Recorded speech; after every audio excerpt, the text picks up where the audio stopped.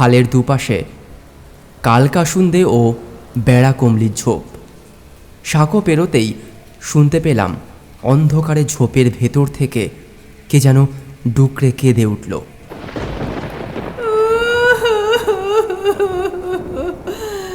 Doctor বাবু গো, আমার ছেলেটা বাঁচবে তো? গায়ের লোম খাড়া হয়ে উঠল আমার। শরীরের সমস্ত রক্ত যেন যেন হিম হয়ে গেল।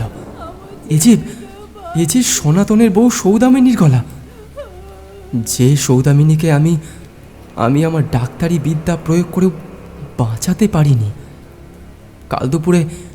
কাল দুপুরে আমার চোখের সামনে সে মারা গেছে। গায়ের লোকেরা মুখাগ্নি করে কাল যাকে খালের জলে ভাসিয়ে দিয়েছে।